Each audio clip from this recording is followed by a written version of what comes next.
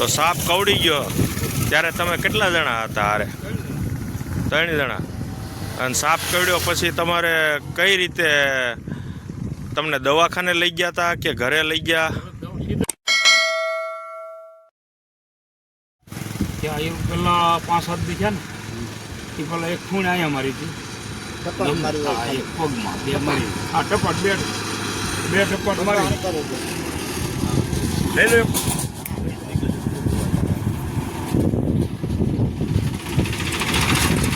બે ટપટ મારી. 2 ટપટ મારી. 5-7 દી ગયા.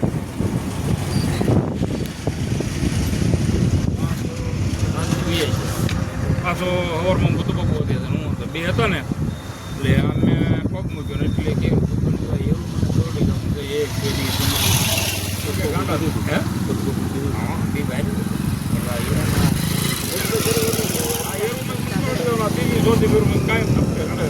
મારો વારો છે મને કે કાંઈ ન થતું એમ કરી આખો દી ગયો બીજી ધાંધે કરડી ગયો.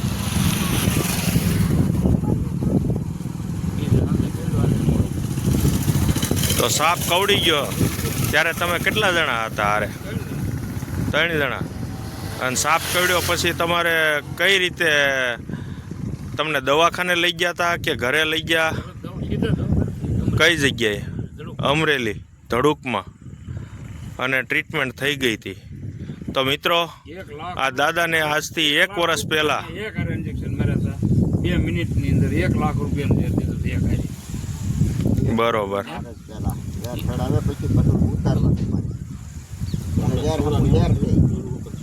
લલ્લુભાઈ સુરાની જે હાલત છે ને તડકો નહીં ખાલી એને બહુ ઇન્જેક્શન ઝેર ના ચડાય. જમવાનું ઉતારે એટ્રોપિન મારી. જમવાનું નહીં.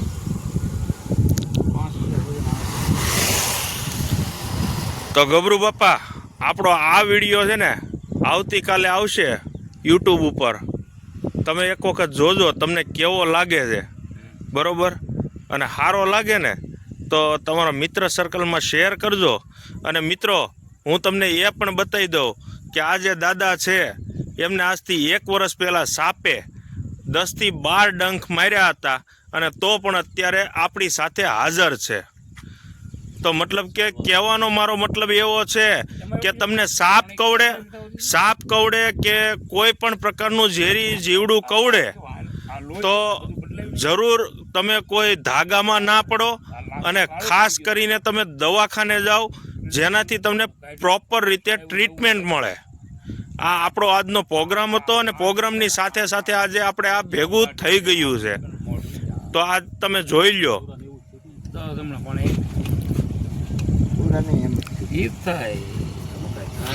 તો એ લોકો બધા વડીલો અંદરો અંદર વાત કરે છે, આપણે એમાં દખલઅંદાજી નથી કરવી. પણ જો તમને ક્યારેય પણ કોઈ ઝેરી જીવડું કવડે, જેમ કે વીછી છે, સાપ છે, આવા કોઈ ઝેરી જીવડા કવડે તો કોઈ દોરા ધાગા કરવા માટે જવાય નહીં. એના કરતાં બેસ્ટ ઓપ્શન છે કે તમે દવાખાને જતા રહો, જેથી તમારા જીવને કોઈ પ્રકારનું જોખમ ના રહે. આજે જુઓ, આ 1 વર્ષ પહેલાં 10થી 12 ડંખ મારેલો વ્યક્તિ આજે તમારી સામે ટ્રેક્ટર ચલાવે છે. 10થી 12 ડંખ મારેલો વ્યક્તિ તમારી સામે ટ્રેક્ટર ચલાવે છે. તો આનાથી તો મોટી વાત બીજી કોઈ હોય જ નહીં. અને આ અમારા વાડીના શેઢા પાડોશી છે. વિડીયો ગમશે તો લાઈક કરજો. આવજો.